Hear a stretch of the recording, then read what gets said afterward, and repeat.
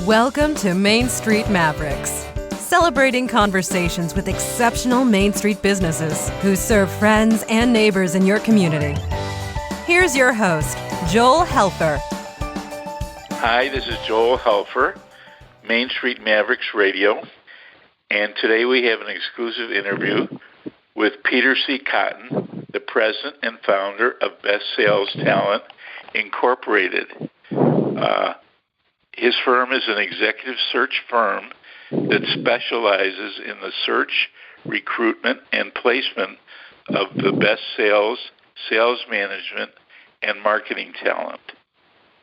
Prior to starting Best Sales Talent, Peter Cotton was president and founder of MRA Sales Consultants of Rhode Island, and he received many awards while he worked for that firm that he operated for 36 years, not the least of which was being a member of the $1 Million Hall of Fame. Peter has been recognized for his outstanding community service by President Bush in 1992 and President Clinton in 1993 for his Make-A-Wish Foundation activities. Peter is an author. He co-authored a book for the American Management Association, and the title of the book was How to Be an Effective Sales Manager. Peter, it's an honor and a pleasure to have you on Main Street Mavericks Radio. Welcome to the show. Thanks very much, Joel. It's a pleasure to be with you. Oh, it's great to be here. I'm glad you're here. And maybe you can give us a little bit of information about how you got started finding best sales talents for employers of companies. Well, how I became a recruiter actually was quite by accident. I was in sales and sales management with a Fortune 500 company, and I was hiring people from a company called Sales Consultants in Pittsburgh, where I was living at the time. And I learned about the company as a division of Manager Recruiters International. I was intrigued by it, and I left corporate America to start my own franchise of sales consultants back in 1977 in Rhode Island. And as I said, ran that operation from 1977 until 2013, until I moved to Massachusetts and rebranded under the name Best Sales Talent. So the work that I do, as you described, is to assist companies in attracting and hiring the best sales management, and marketing talent. And that's a big job. Have you done this by yourself, or have you had people help you recruiting and finding the right type of sales talent? Both, actually. In fact, my company was started as a husband and wife team. My wife, who was also in sales for a Fortune 500 company, the two of us got married and started the business within a month of getting married. How about that? We ran it together for 3 years, and then she retired to start our family. And I had account executives working for me as recruiters for many years. And currently, I run a sole practice, I should say. And the benefit of the work that I do is that I have contacts all over the United States who are colleagues of mine, recruiters. Some are still within the Sales Consultants or Manager Recruiters organization, and others I've met over the years. So we tend to work together kind of virtually, even though I may be solo in an office. I can share client company needs and candidates with other recruiters anywhere in the United States. Oh, that's fantastic. What's one of the biggest misconceptions employers have when they go to hire new talent? Well, where it comes to salespeople, since that's what I specialize in, there's an old adage that salespeople are either born salespeople or a good salesperson is an extroverted, aggressive, money-motivated person, and that's really not always the truth. But the most important thing is that when employers are hiring people, there's a tendency for them to not really know what it is that they're looking for.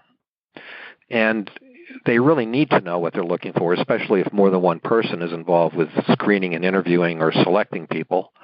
And more times often than not, they have a very vague idea as to what they want, or worse, differing ideas between the people who are involved as to what they really need or want.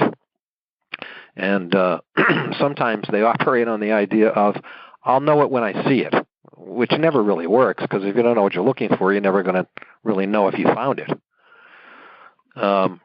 I think employers need to recognize that they're hiring a very specialized skill. Selling is a profession. It's an art form. Selling skills have to be learned. They have to be practiced. They have to be perfected. Sales is, in reality, the engineering of agreement between a customer and a salesperson, and that takes outstanding communication skills.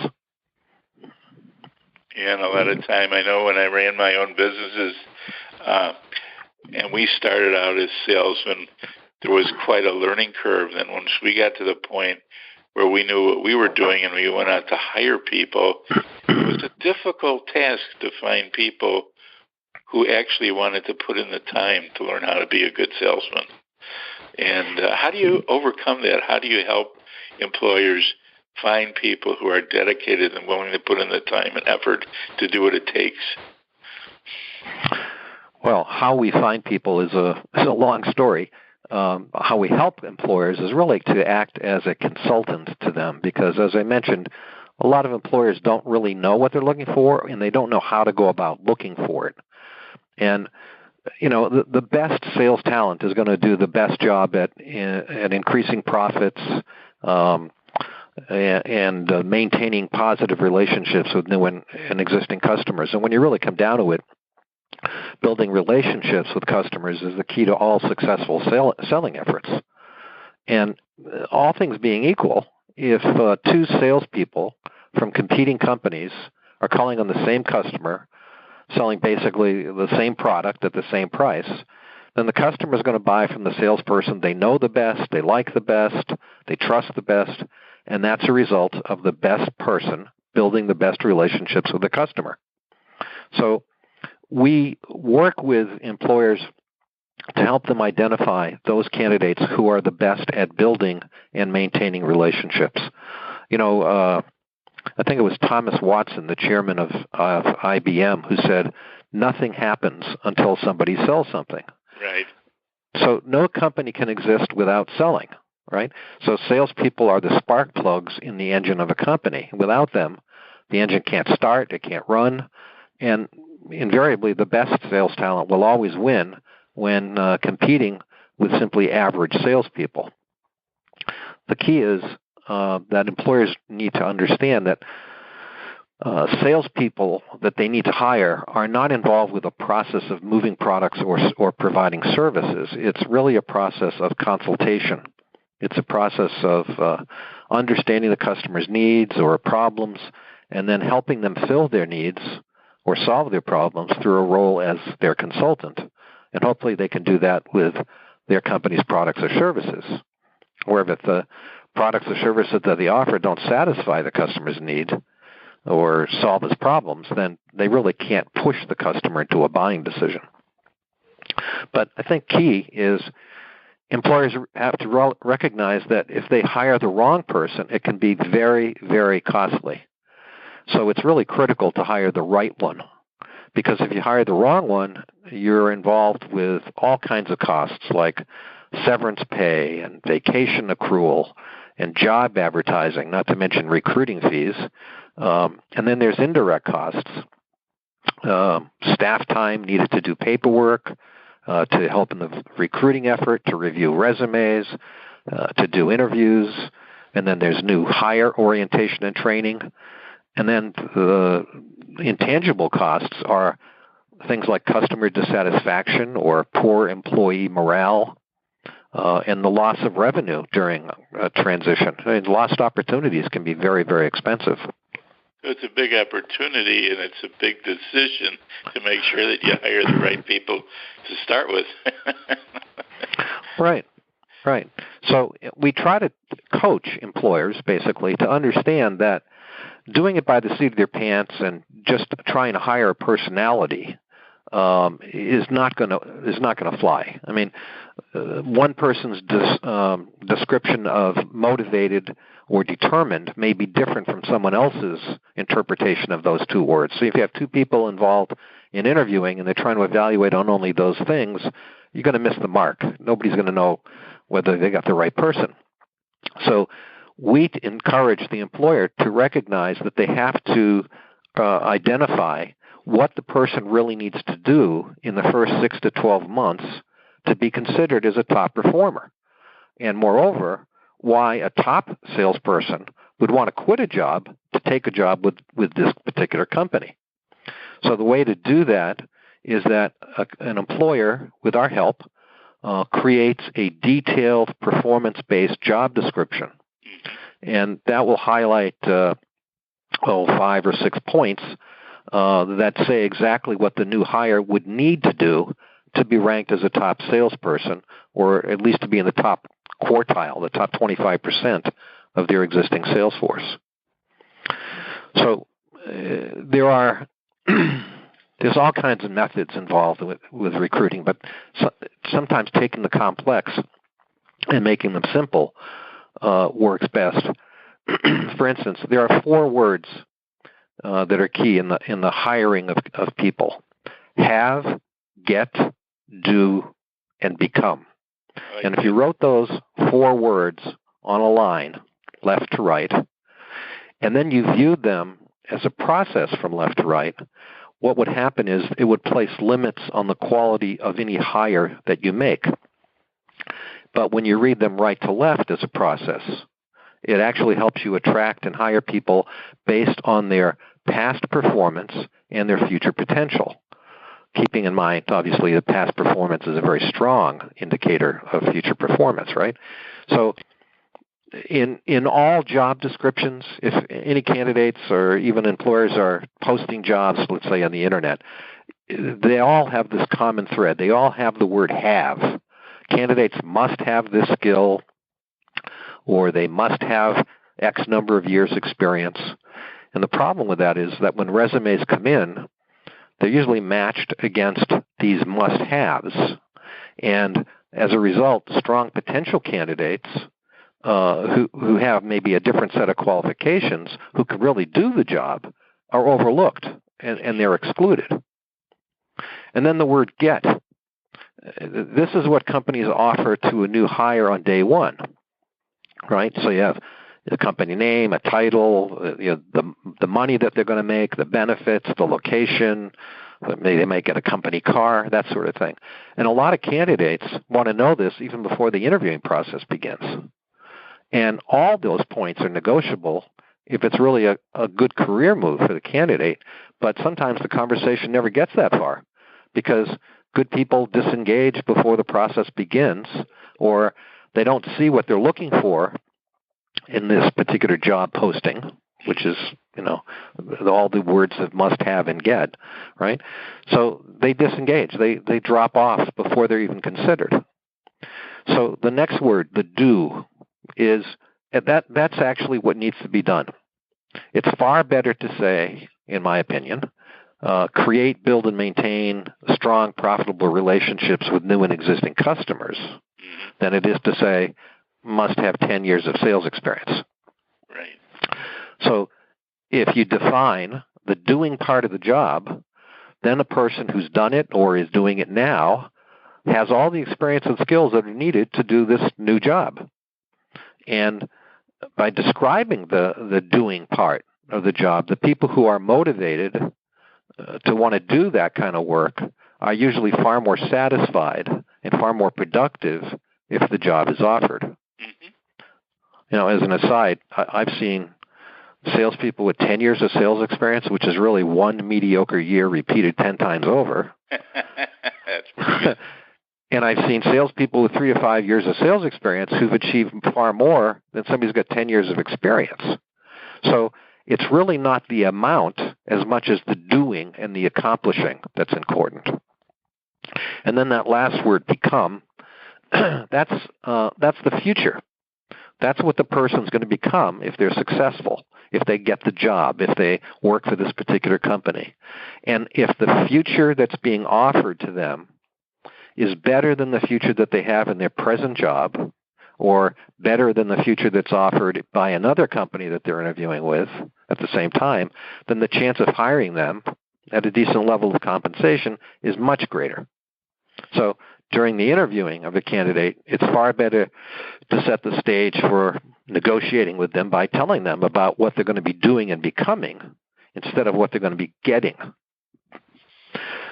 That's one of the best explanations I've ever heard of a thought process for hiring an individual. And I've been in business for a long time, and I've never heard it said so clearly and succinctly. Thank you very much. That's great for our listeners here, that have, get, do, and become. Yeah, it's taking the complicated and making more simple. The problem is that the have, get, do, become method, that process, left to right, that can work where there's a surplus of outstanding sales talent. But there isn't a surplus now. In fact, there's fewer salespeople today than there were 25 years ago due to all sorts of factors, the greatest of which is the declining birth rate in the United States. I mean, think of it. In the late 40s and 50s, families were having 4, 5, 6 kids. Now the average is 2.1. So the number of children that are going to college, graduating from college, is less. And out of that group of people graduating from college, the white-collar workers, educated, that we deal with primarily, there's a very small percentage who are actually in the profession of selling.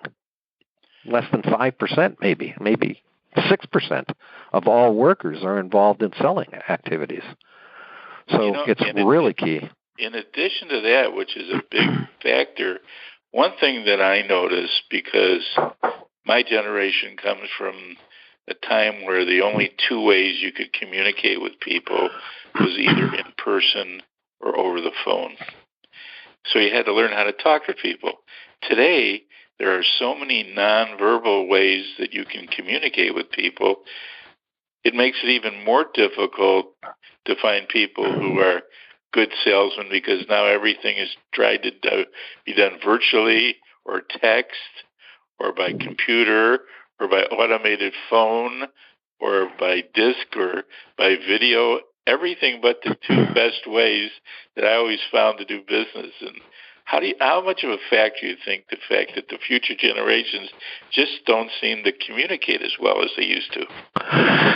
Well, it's not because they don't have the desire to. It's because they have all of this technology put in their hands and in front of their faces that they use, and it diminishes the amount of practice that they have in communicating face-to-face. It is a factor. A lot of employers tell me that some young candidates they're interviewing just don't seem to interface well during an interview at all. They're embarrassed. They're not embarrassed, but they're shy, or they're introverted, or they don't know how to put sentences together in a meaningful way to stress a point. And there's all kinds of stories about that, and you could read articles one after the other on the internet about millennials and about their different approach to work. But I would agree, the practice of conversation, of communicating, and in selling in particular, the act of persuading people to get them to think in terms of a new idea or a new solution to something, that's the most critical part of selling. If you can't do that, you're not going to be very effective. No, you're so right. In your travels, I know there's a term that's been thrown around for a long time called headhunters. Do you like that term, or do you object to that term? I don't object to it at all. Headhunter comes from the Aborigines who would hunt down their enemies, cut their heads off, and place them on a stick around the campfire.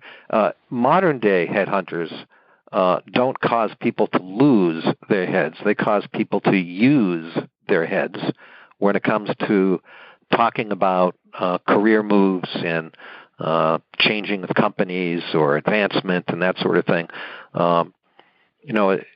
just as much as we're a consultant to employers, recruiters, executive search consultants, headhunters, they all basically are the same. They consult with candidates as well. You can't make a candidate quit a job and take another one unless he's really motivated to do so. He's got good, valid reasons to do so.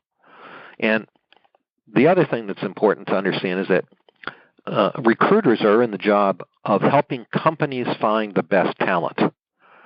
They are not in the business of helping unemployed people get jobs, nor are they in the business of getting employed people jobs. We don't work for candidates, we work for employers. That's who pays for our services. But the free service that we provide to candidates in assessing their career path, in helping them with interviewing skills, in assessing a future career move, in weighing all of the variables, we're just as much a consultant to them, only we just don't charge them for it. I know today it's really a challenge because, like, sometimes I help people do things or help them sell their products, and they give me all these programs of all the ways that I should do it on the internet using all of their websites and emails and text message, and I say to them, would it be okay if I just call the guy up? Rather than go through this whole process, can I just get his phone number and call him up and start talking to him? Let's see what happens. and make an appointment to go and see him. Yeah. Right? Right. Or actually, you make an appointment to have lunch or take 10 minutes of his time in the office or bring something in, a brochure. And I go, they say, you still know how to do that? It's almost like part of your book that I'm intrigued with. You co-authored a book for the American Management Association called How to Be an Effective Sales Manager, which goes right along with what I'm saying is how you train people to help sell. How do you do that? What's your book all about? What was the main thrust of that book? Well, I co-authored it with Professor Johnson, who is the professor of marketing at the University of Rhode Island many years ago. And it really is a self-study course as well as a book. And people who study the course, study the book, and then take the final exam can get continuing education units. The purpose of it was really threefold. One, if there's a salesperson who aspires to be a sales manager, many times what happens is they get promoted and they're expected to instantly become a sales manager, but they've never been trained in how to be a sales manager. In fact, that happened to me. I was a salesman for a company, and I was doing a great job. I was one of the top salesmen in the country, and they punished me by promoting me. They made me a sales manager, and they made me do a job that I had no understanding of doing. I mean, they trained me a year after I became a sales manager. Their approach was, let's see if he sinks or swims, and at the end of the year, we'll give him more training. So that happens a lot to people. So this book helps those people who aspire to be a sales manager or who are just thrust into that job. It's also was used for existing sales managers who are in the job but haven't been trained in selling management, so they could learn something. And then for the more senior sales managers who've been in sales management for a while but who needed to return to the basics or who wanted to brush up on certain things like the hiring process or sales force compensation, any number of things that fall under the sales management purview, they would look at it as a review, as, oh gosh, I forgot about that. I didn't know I could do that, and they would take the course and they would take the test, and every one of those three types of people would benefit from it. Does it require a different personality to be a salesman from a sales manager? Well, yes and no. You have to be as good a salesman as your sales force, because if you're not, they're going to know that pretty quickly, and you won't have any credibility with them. So you have to be just as good a salesperson. But the side of the other half of that title, management, requires the ability to lead and to assess talent, to coach them, to motivate them. It's a completely different job. It's not selling at all. So it requires some skills that either have to be learned or that are acquired, somehow along the way, sometimes trial by fire. It's interesting. I think back to our days when we were in the construction business, which was a very competitive business, and it primarily was 100% relationships because everybody assumed that you knew what you were doing and you knew how to install and furnish your products and services. But the whole difference came down to relationships and how you built those relationships. And you did it in several ways. One, by doing a good job, but two, by getting to really know the people. And the better we got to know the people, the more business we got, and it seems to be a lost art today where people just don't want to spend the time to find out about their backgrounds and their family and their kids and what they do for a hobby and what they like and don't like. And, and talk about part of the problem that you need to do in order to get to the point where you can offer someone something for sale. Part of the problem with that is that companies put an enormous amount of pressure on their salespeople to produce. And they're expected to make X number of calls a day, X number of presentations. They want to see results. And when they're under the gun, there's a tendency for people to go too fast and to sidestep the most important part that we talked about earlier in our conversation today, which is the building of the relationships. And that comes from understanding who they are, about their families, where their kids go to school, right, where they're from, what their wives do, what their husbands do. I mean, that takes time. It's, like building a friend. And that doesn't just happen instantly. So when they're under the gun, sometimes they short-circuit that process, and they try to go right for the close, for the order. And then we're back to what I said before. All things being equal, the guy who's going to get the sale is the guy that the customer likes the best. And remember, buyers are not like salespeople. They don't. They're not the same personality type. If a salesperson, let's say, is that stereotype of extroverted, aggressive, driven, buyers aren't that way. They're almost sometimes the opposite. They're more introverted. So they buy from people that are more like them than unlike them. And the way to buy from somebody, have somebody buy from you who is comfortable with you, is to build that relationship, obviously. I know it's a big problem today because, like a lot of the people who are listening to this interview, Peter, are people who do a lot of work in what they call the virtual world. And in that world where you're basically looking at a screen as opposed to someone face-to-face, it's so much harder to build that relationship. And a lot of people just aren't successful at it, even though now they've come up with some additional tools like videos and different types of programs where you can see people face-to-face, which simulates like a face-to-face or belly-to-belly negotiation. It's become a real problem. Is that something that you have to deal with now when you're looking for talent, as people who can negotiate their way not only in a face-to-face situation but over the internet or over a computer screen? Is that a fact? Well, actually, it can be very, very important. I have a lot of clients who will do a first interview using Skype or some other desktop video capability. In fact, back in 1990, I was one of the first offices in the MRI network franchise organization to employ what we then called ConferView. We had room systems, room video conferencing systems, big TVs. You need a room to run the thing. They were very, very expensive, very cumbersome. I think my unit cost close to $20,000. Wow. And we had a network all over the United States. And what we were doing at the time was saving employer clients enormous amounts of money, because the average out of the 90,000 people, let's say, who were involved with interviewing through our company every year, about 33% of them had to get on an airplane and travel someplace, whether the employer flew to them or the candidate flew to the employer. So you have air travel. First of all, you have parking where at the airport that you're leaving from.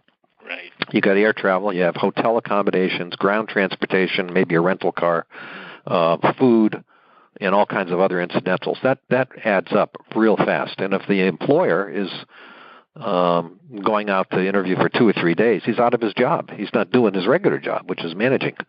So we offered a network to save employer clients a lot of time. And an employer would come into my office, let's say, at 9 o'clock in the morning.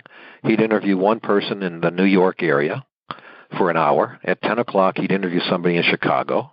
At 11 o'clock, he'd interview somebody in Dallas. And at noon, he'd interview somebody in L.A. And, that's if he had multiple openings. And I've actually had that happen, in fact.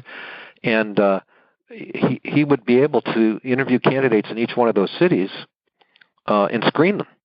Now, the critical thing is that if the candidate wasn't very good on screen, he probably didn't go very far. So he'd be a movie star now on top of it. Well, not so much a movie star, but he had to be upbeat. He had to be smiling. He had to be aware of the fact that he can't have anything distracting on him, like fancy, flashy jewelry. He had to wear a particular type of shirt because one with stripes would look weird at the other end on the television. So we would coach candidates on being prepared for such an interview. Now, the room systems are long gone because you can have something like Skype, which is free. Right. And all you need is a little webcam that costs maybe $70, $80, and you're in business. So I've had many employer clients now use Skype as a screening first interview, instead of a telephone call. And they get a sense of the candidate that way, more than just the call, certainly more than just looking at a resume, more than a phone call. So now you have the visual part. And it's very important to be poised, to be articulate, to not sit in a swivel chair and constantly be moving left and right during the interview. I mean, that's really distracting. And to make sure that your background is not distracting. I had somebody interview who had some kind of a toy on his shelf in the background, and for whatever reason, it kept going off and it was making noise. And the employer thought it was pretty funny, but the candidate was kind of embarrassed. I think his kid left it there. So, it's more and more happening like that. It does save a lot of time and money. And it's, again, just one extra tool. And ultimately, an employer would still bring someone into their offices after a screening interview like that over video. Yeah, just to meet them in person.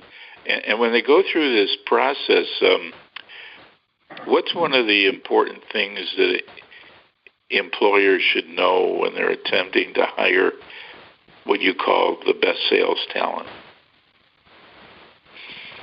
I'm not sure I understand your question, Joel.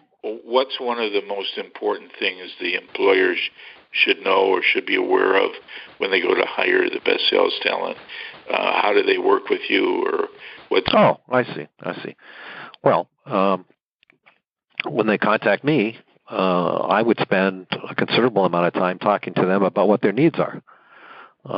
What I don't do is have an employer client call me up and say, I need a salesman, this is how much I pay, show me resumes. I mean, that's not the business that we're in.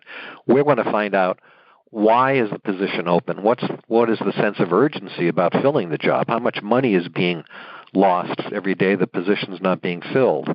What's the future at that company? What's the culture like? What's the manager like? What's his background? A lot of times people will go to work for a person, not a company, because they can attach their wagon to that person's rising star status. You know what I'm saying? Uh-huh. So we spend a lot of time with that employer finding out exactly what their needs are. And then we outline for them how we're going to work with them, what they can expect from us, and a timeline of when we're going to produce candidates and when we would expect interviews to take place. So we cover the whole thing with them. Sounds to me like someone who is looking for a career change or rising up the ladder would do a great thing by getting a hold of you, Peter Cotton, and your firm. How do people go about doing that? What's the best way to get a hold of you? I have all kinds of ways. My phone number, first of all, is 401-737-3200. My email address is pcotton@bestsalestalent.com. I'm on Facebook, Best Sales Talent. I'm on Twitter at pcotton. And although I wouldn't give out my video number at this point, those are the best ways to get in touch with me. But that's not just for candidates who are looking to advance their careers, but that's also for employer clients who are sales managers or executives that have a critical sales or marketing position that they want to fill, either on an urgent or confidential basis. The employer clients are those that I'm most interested in hearing from, because finding of the candidates, although it's difficult, is the second thing that we do. The number one thing that we do is to find new companies to work with. And in fact, I could offer to any employer client, if there's any hiring manager who'd like to know one of the most important questions that can ever be asked of a candidate during a job interview, they should email me or call me, and I'll send them the question and explain why it's the most critical question to ask. And again, my email address is pcotton@bestsalestalent.com, or they can call me at 401-737-3200. I've aroused everybody's curiosity. That's good. What is the type of company that you like to work with? A small company, a medium-sized company, a Fortune 500 company? Where do you work best? Where do you fit in best? Where you can help the most? My niche is small to medium-sized companies, and I work very, very heavily with closely held corporations, where I'm working with the owner of the company, who is either the sales manager himself or has a sales manager working with him at his company. The smaller ones are the ones who need typically the most help. As we go to the larger and larger companies, they tend to think that they know how to do the recruiting and they don't need people like us as often. It's always been that way, where people don't recognize how much help you need from outside experts and outside professionals in order to run your business well. If somebody wanted to an employer wanted to take away one thing from this interview that would be useful to them, what would that one thing be? Know what it is that you want. Be absolutely certain what you need and what you're looking for. Because if you don't have any clue, or if you have a vague idea, you will never find it.